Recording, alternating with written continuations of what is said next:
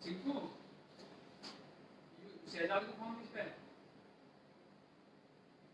मैं भी बेच रहे ममता जी से फोन कर रहा हूँ, ममता जी लाइन जा रही है, एक बार आप समझा दीजिए कॉल कर रहे हैं।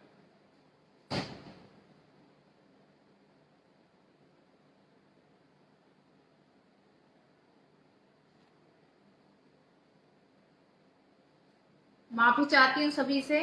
इसको सीक्रेट कोड पर लगाना भूल गई थी। कॉल्स लगातार आती रहती हैं, इस वजह से डिस्कनेक्ट हो गई थी। लेकिन अभी मैं पिछले कम से भी कम इसी महीने में मेरे 2-3 चक्कर हरियाणा में लगे हैं, जहां पर मैं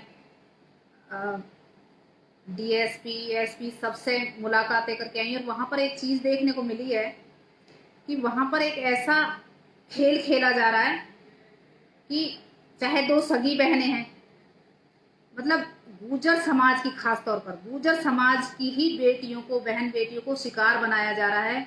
उन्हें हिप्नोटाइज किया जाता है, उन्हें ब्लैकमेल किया जाता है, उन्हें कहीं ना कहीं डराया धमकाया जाता है और उनको लव जिहाद में फंसाया जा रहा है। एक एक दिन में 5-5 केस थाने में आ रहे हैं। हम सब लोग इससे अनभिज्ञ हैं, क्योंकि हम तक ये बातें ना पहुंच पाती हैं। लोक लाज, क्योंकि गुर्जर समाज एक ऐसा है जिसे लोक लाज का सबसे ज्यादा भय रहता है, और उस भय के डर से वो इन चीजों को ओपन नहीं करता, इनका खुलासा नहीं करता, उनको वहीं दबाया जा रहा है, जो कि हमारे लिए बहुत ही ज्यादा घातक हैं। ऐसे कितने केस देखने को मिले हैं। अभी मैं आपको बताती हूं कि 2 सितंबर 2 सितंबर से हरियाणा दमदमा गांव से, जिला गुड़गांव पड़ता है, दमदमा गांव से एक लड़की गायब है, जिसकी एफआईआर सोहना सदर थाने में पहले तो उन्होंने करी नहीं, लेकिन हम लोग यहां से गए और हमने जाकर के वो एफआईआर कराई। और उसको उठाने वाला जो है वो यूपी का लड़का है, यूपी का लड़का है। और उस लड़के का मतलब बहुत ही आपराधिक रिकॉर्ड है, बहुत ज्यादा। गुड़गांव थाने में भी उसका केस चल रहा है, सिकंदराबाद थाने में भी उसके केस चल रहे हैं। और उसका धंधा है ड्रग सप्लाई करना, गांजा सप्लाई करना, अवैध हथियार सप्लाई करना, लड़कियां उठाकर बेचना, बच्चे उठा करके बेचना, अवैध दारू सप्लाई करना। कोई गंदा काम उस लड़के ने छोड़ा नहीं है। और वो लड़कियों को इस तरह से फंसाता है कि मतलब वो मजबूर हो जाती हैं उसका साथ देने के लिए। या तो अगर वो उसका साथ देती हैं तो ठीक है, नहीं तो भगवान जाने उनको मार देता है, क्या करता है, उन्हें आगे सप्लाई कर देता है। जब तक यूज करता है तब तक करता है, उसके बाद उन्हें गुजरात में उसने अपना अड्डा बना रखा है पूरा। और वो जो सरगना है वो एक सरदार है, हरियाणा के तावड़ू थाना के में पड़ता है, कांगर का गांव। वहां एक सरदार नाम से बहुत उसने विश्वविख्यात हो रहा है। वो, उसका नाम है देशराज और उसके पिता का नाम है राम सिंह। वो पूरी उसकी मदद करता है। पूरा इन्होंने जाल फैला रखा है, पूरा हरियाणा में देखो, यूपी में देखो, राजस्थान में भी इनका जाल फैला हुआ है। हर जगह इन्होंने, आज से नहीं मतलब 10-12 साल से हर बार मुझे खबर चलती, लेकिन मुझे कोई प्रूफ हाथ नहीं लगता था, सबूत हाथ नहीं लगता था। और अभी भी इसने 2 तारीख को लड़की उठाई है। उसके बाद ये क्या करता है कि कहीं से भी फर्जी मैरिज सर्टिफिकेट बनवा लेता है। ये लड़का खुद शादीशुदा है, एक बेटी है इस पर, इसकी पत्नी का भी अता पता नहीं, मार दी भगवान जाने क्या किया। अपने गांव की भी 2 लड़कियां इसने उठाई। इसी के गांव के पास एक गांव पड़ता है रजपुरा, वहां से भी इसने लड़की उठाई। गिरधरपुर गांव से इसने लड़की उठाई। ये तो मेरे क्षेत्र का है, बाकी के हरियाणा से, राजस्थान से कितनी उठाई होंगी वो मेरी जानकारी में नहीं है। और अब ये लड़की इसने उठाई। इसको उठाने के बाद इसने, जो हरियाणा में खेड़ला गांव पड़ता है, वहां पर एक लड़की के फोन पर मैसेज किया, उसको उठाने का इसने कहा है। लेकिन उसके घर वालों ने किसी तरह से वो मैसेज देख लिया, उन्होंने भी वही उसी सोहना सदर थाने में एफआईआर दर्ज कराई है। लेकिन सबसे बड़ी बात है कि पुलिस कोई कार्रवाई नहीं करती। वो एक फर्जी सर्टिफिकेट बनवा लेता है, किसी की शादी का फर्जी सर्टिफिकेट बनवा करके उसे बाई पोस्ट या इस सरदार के थ्रू उसे थाने तक पहुंचा देता है। पुलिस अपना हाथ पे हाथ रख के बैठ जाती है कि भाई बाल ही गए, शादी कर ली। जब तक 164 के बयान न हो, कैसी शादी। कम से कम जितनी भी लड़कियां उसने आज तक गायब करी हैं, किसी एक लड़की को भी ये पुलिस वाले ये बता दें कि हाँ 164 के बयान हुए, हमने उनके माँ बाप के सामने बयान करवा दिए, उनके माँ बाप को तसल्ली करवा दी। इसका पूरा मुझे 1 महीना हो गया जासूसी करते हुए। मैं 1 महीने से घर नहीं रुकी और मैंने उस देशराज सरदार का पता भी निकाल लिया। वहां से यहां से हमारी टीम वहां गई, उससे बात की। पिछले बृहस्पतिवार को हमारी टीम गई तो उसने बोला कि मैं आपको लड़की दे दूंगा। मैंने ही उसको 50,000 रुपए दिए हैं लड़के को। मेरा बहुत काम का, मुझे सोने की चिड़िया है, मेरे लिए सोने के अंडे देने वाली चिड़िया है। उसको तो मैं कुछ होने नहीं दूंगा लड़के को। जब गुजरात से मेरी दारू सप्लाई होती है तो मेरे आगे आगे वही है जो गाड़ी लेकर के चलता है ट्रकों के आगे आगे, मैं उसे 1 लाख रुपए पर चक्कर देता हूँ। और रही लड़की की बात, लड़की मैं तुम्हें सौंप दूंगा, लेकिन तुम मुझे स्टैम्प पेपर पे लिख के दोगे कि तुम लड़की को मारोगे नहीं, कुछ कहोगे नहीं। हमने उसकी शर्त मान ली, ठीक है, हमें लड़की चाहिए, उसके उस अपराधी के चंगुल से हमें लड़की निकालनी है बस किसी भी तरह। उसके बाद बहुत उसने सीना ठोक के बात कही। हमारे पास वीडियो रिकॉर्डिंग है पूरी, जब उसने सारे अपने उसने काले धंधे में उजागर किए हैं, क्योंकि वो बहुत ना कहते हैं ना फॉर्मल उस टाइप का है, बहुत अपने आप को समझता है कि मैं यमराज हूं, मैं भगवान हूं, मुझसे सारी दुनिया डरती है। लेकिन ये नहीं पता शेर के लिए 1.25 शेर बैठे हैं। तू सरदार है, तेरे धर्म में उल्टे सीधे काम होते होंगे, गुर्जर समाज में नहीं, हिंदू धर्म में नहीं। जो ये लड़की गई है ना, इसकी खास बुआ का बेटा है वो जो अपराधी है। अपने खास मामा की बेटी को लेकर गया है और वो सरदार कह रहा है कि उनका तो ब्याह हो गया। हमारे समाज में क्या भाई बहन का ब्याह होता है?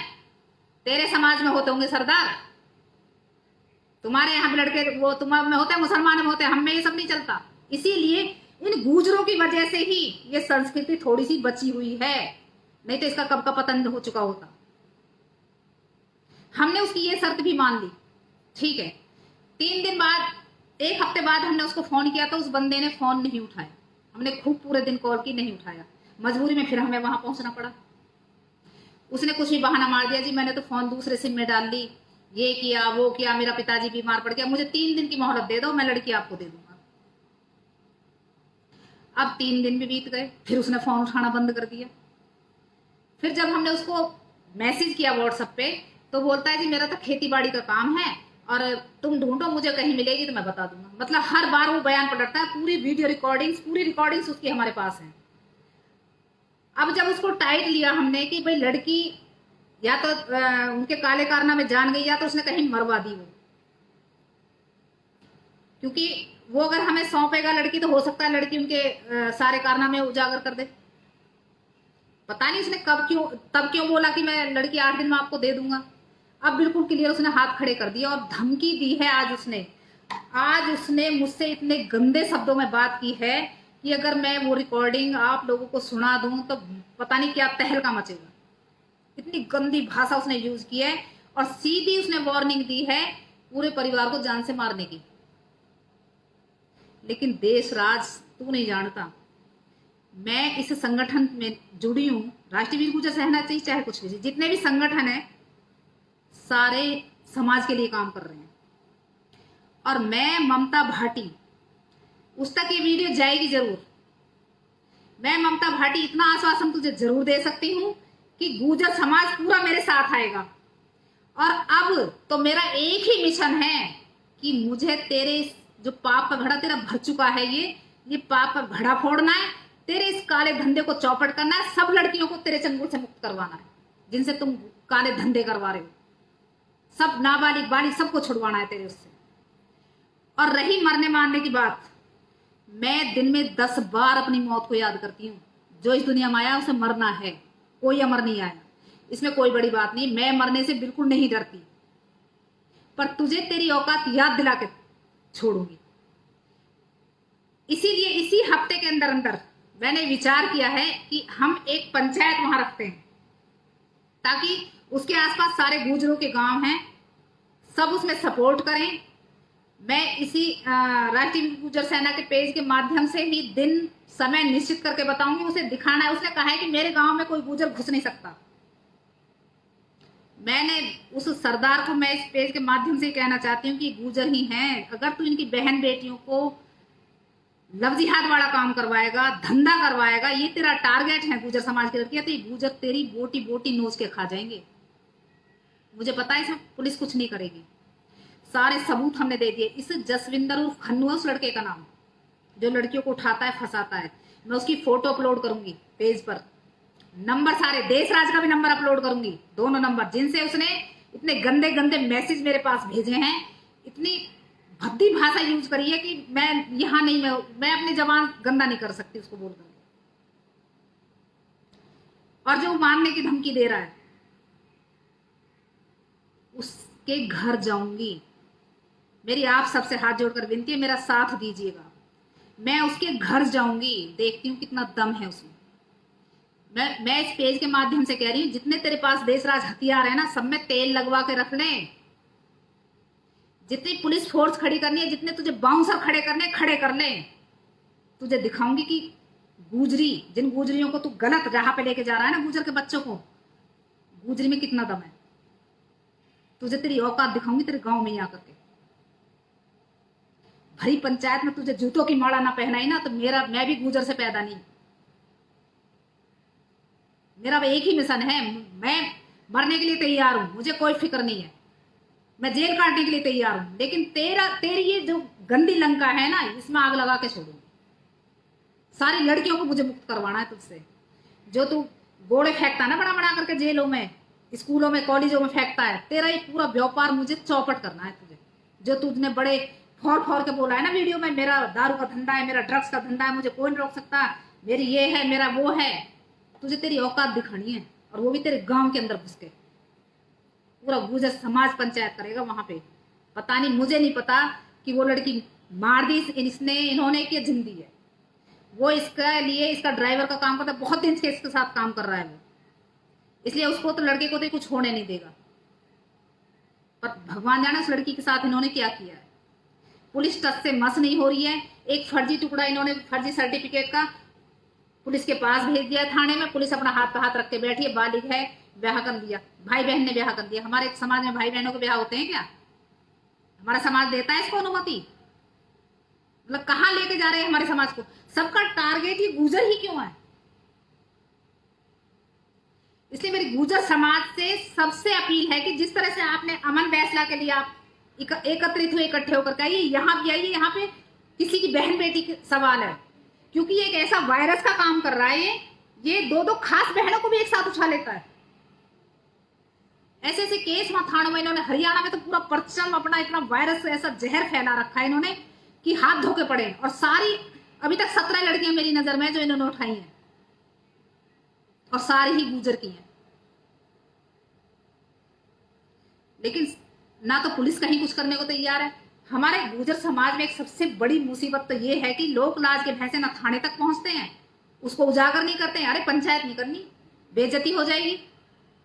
मतलब तुम्हारी बहन बेटियां वहां एक दरिंदे के हाथों वहां फंसी हुई है दलदल में, उससे कोई फर्क नहीं पड़ता इनको। लेकिन हाँ, इनकी इज्जत, बहन बेटी जा रही है, उसका भाई के साथ ब्याह करवाया जा रहा है, वहां इनको दिक्कत नहीं है।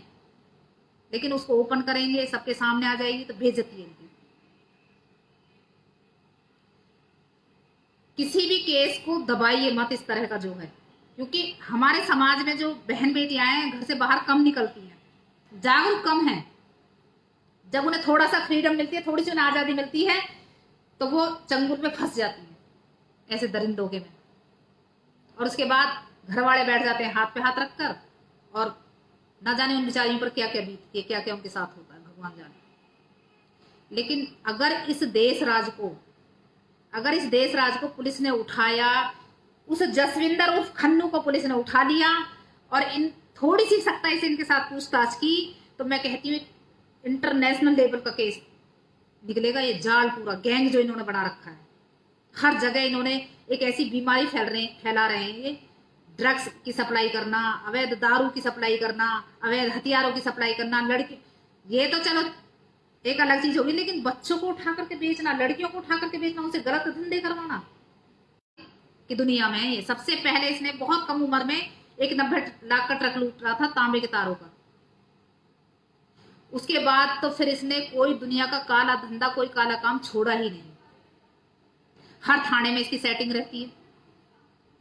पिछले साल भी जून के महीने में इसने लड़की को उठाया था, लेकिन वो तुरंत ही, दिन का मामला था तो तुरंत ही गांव वालों ने उसको छुड़ा लिया लड़की को। थाने वालों ने इसको 10 मिनट भी नहीं बैठने दिया थाने में, तुरंत इसकी बाइक वाइक सब देकर तुरंत इसको छोड़ दिया, क्योंकि इसका हर महीने पैसा जाता है सब जगह। अभी थाने में हम जाते हैं तो सब नए नए पाठ पढ़ाते हैं कानून के। बालिग है, शादी कर सकती है। अरे शादी तो कर सकती है, कम से कम 164 के बयान तो हो। आज तक किसी के बयान हुए जितने भी इसने उठाई हैं? कम से कम उन माँ बाप को तसल्ली तो मिले कि हमारी बेटी खुश है जिसके साथ भी जो भी है। एक अपराधी के साथ, एक जो इतना गंदा इतना घिनौना काम कर रहा है वो।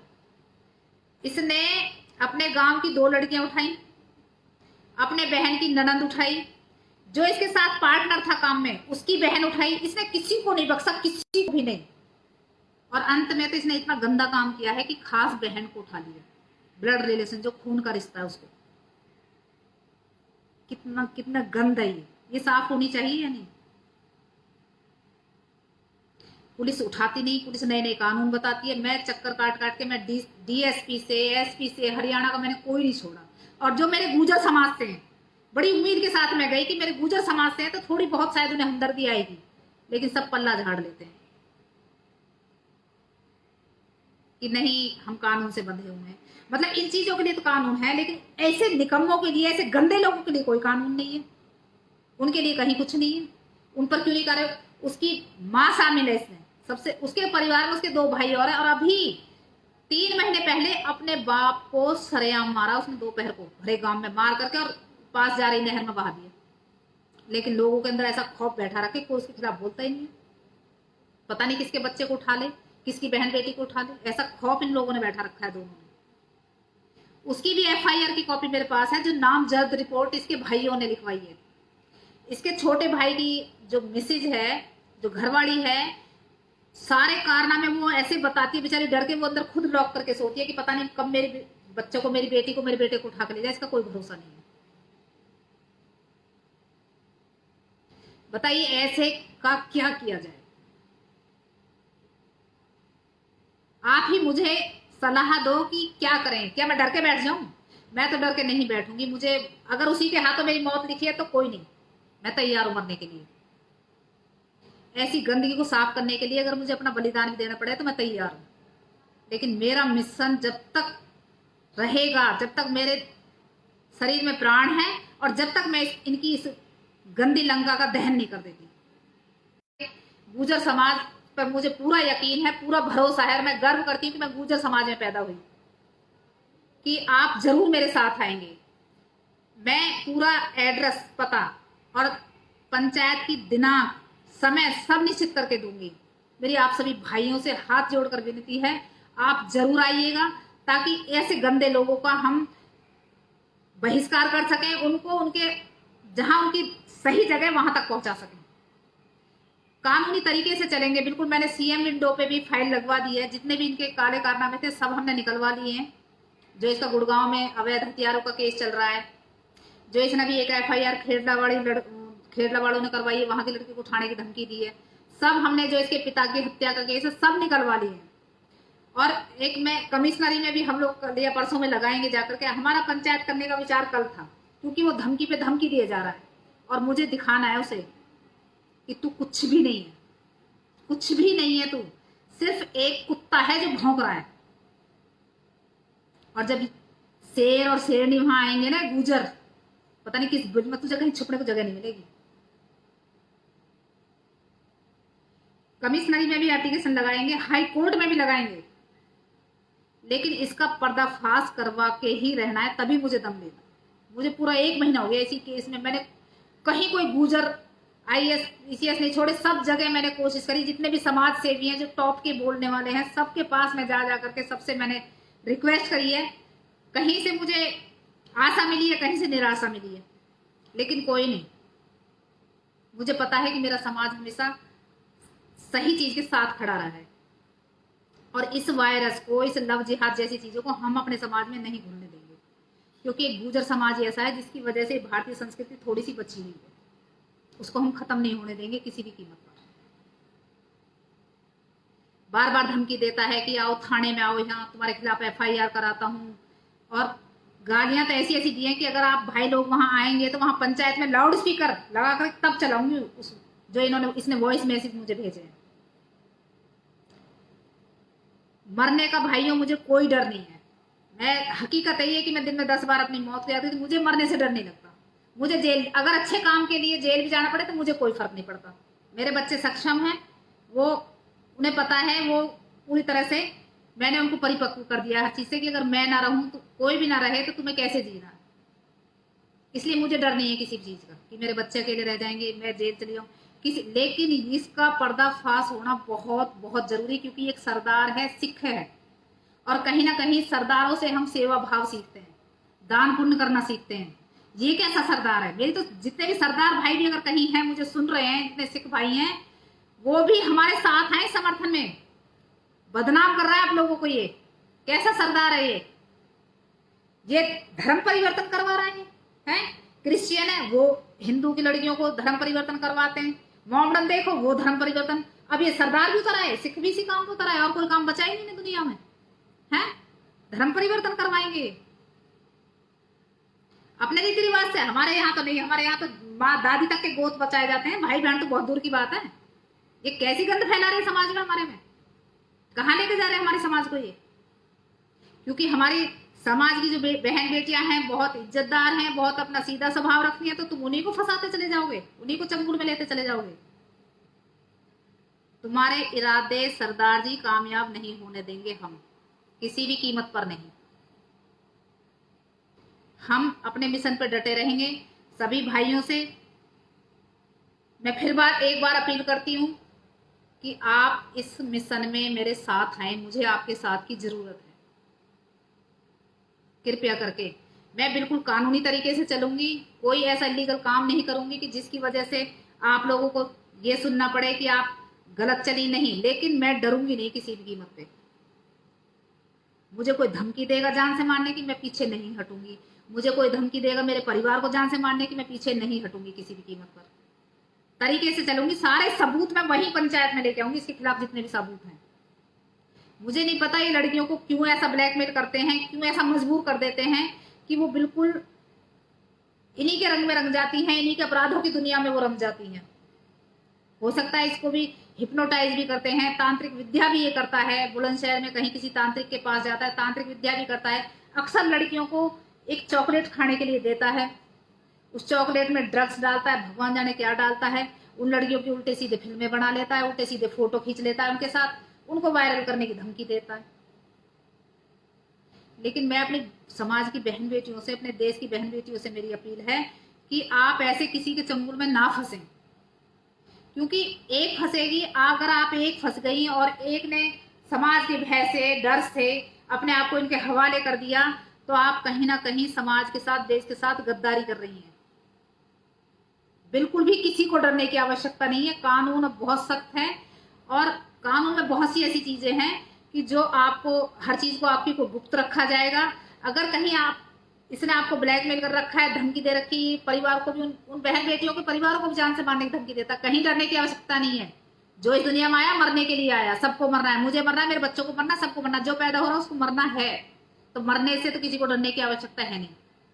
उसके बाद रही बात ये लोक लाज भय, ये आज हमारा कानून इतना सख्त है कि आपकी किसी भी चीज को ओपन नहीं किया जाएगा, किसी भी चीज को वायरल नहीं किया जाएगा। और कहीं गलती से वायरल भी होगी तो हमारा जो साइबर सेल में है उसमें जाकर के हम कंप्लेंट कर सकते हैं, तुरंत हमारी इन चीजों को हटा भी दिया जाएगा। किसी को डरने की जरूरत नहीं है। ये धमकी देते रहें, लेकिन आप इनके चंगुल में बिल्कुल ना फंसे, ब्लैकमेलिंग का बिल्कुल शिकार ना हो इनकी का।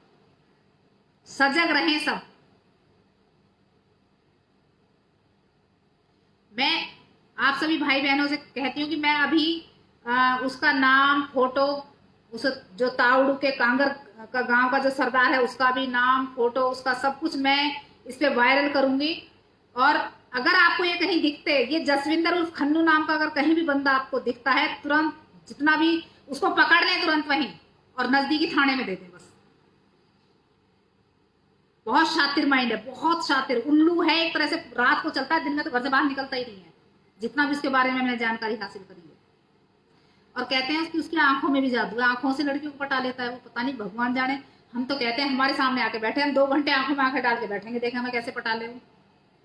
पता नहीं क्या ये सिस्टम चल रहा है, तांत्रिक विद्या करता है, चॉकलेट में खिलाता है, ले जाता है लड़कियों को, गुजरों की लड़कियों को शिकार बना रहा है। तो बहुत हो गया धंधा तुम लोगों का, बहुत चल रही तुम्हारी रोजी रोटी। अब तुम्हारे पाप का घड़ा भर गया, अब तुम्हारा पर्दाफाश होने वाला है। बस साथ में अपनी वाणी को यहीं विराम देती हूँ, और पता नहीं, हो सकता है कि जान से मारने की धमकी दे रहा है, देखती हूँ कितना दम है इसमें। अगर मैं ना भी रहूं तो मेरी सभी भाइयों और बहनों से अपील है कि ये मिशन पूरी तरह से कामयाब होना चाहिए। हम अपने समाज को में इस गंदगी को नहीं फैलने देंगे, हम अपने समाज को इनका शिकार नहीं होने देंगे। जय हिंद, जय भारत, सभी को मेरी राम राम।